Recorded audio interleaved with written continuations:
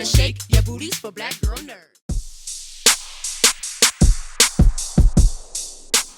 First of all, thank you, gentlemen. Thank you for sharing your story, and thank you for your keen directorial eye for bringing this story to the screen. Now that you're on the verge of having your story told to the world, to the worldwide audience, what do you envision the aftermath will be like after it's seen? Great conversation.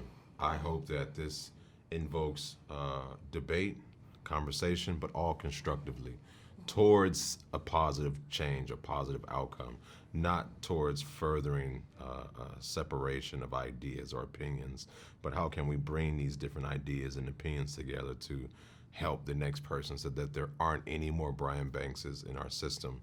I'm hoping that people are inspired to not give up and not allow one moment in time to dictate the duration of their life, to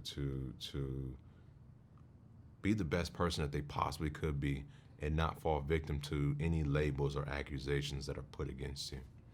When you first, the story was brought to you and you envisioned how to bring it to completion, you two have a obvious chemistry between the two of you, the way you interact, and it comes across on the screen too, that there is just kind of an ease of the storytelling. When you look at the process of making the film, what was it most important for you to communicate to the audience? I wanted them to meet Brian. I wanted them to hear the story, see the story, experience the story, fall in love with Brian, and then, as Brian said, not only be inspired, but want to do something. When you fall in love with something and you feel that love, that loved person wounded, you can't walk away. When you get close to someone like Brian, you just can't walk away. I hope they see this movie and we presented it in a way that they feel who Brian is, they fall in love with Brian, and they can't walk away. I was just in with Aldis, and he mentioned that you guys spent together like almost every day. You know, he had to put on a lot of bulk, you know, to be really believable in the role. Did you think of his performance? You mean that Oscar-worthy performance? I feel, in some ways, I saw myself on screen. I didn't see an actor playing a role. I saw me. And it was the first thing he told me is, I don't want to act this out, I want to become you. And he did that in every way. And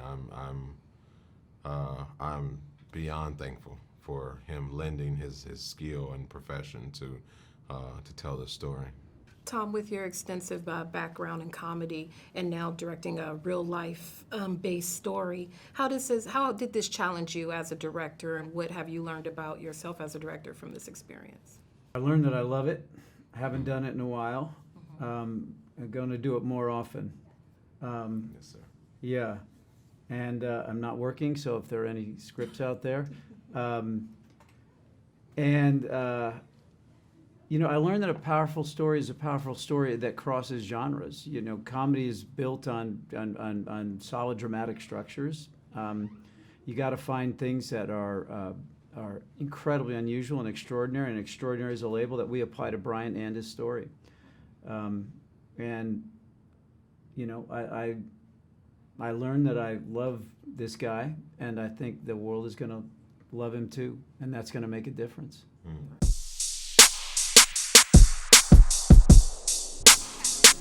Better shake your booties for black girl nerds. Better shake your booties for black girl nerds.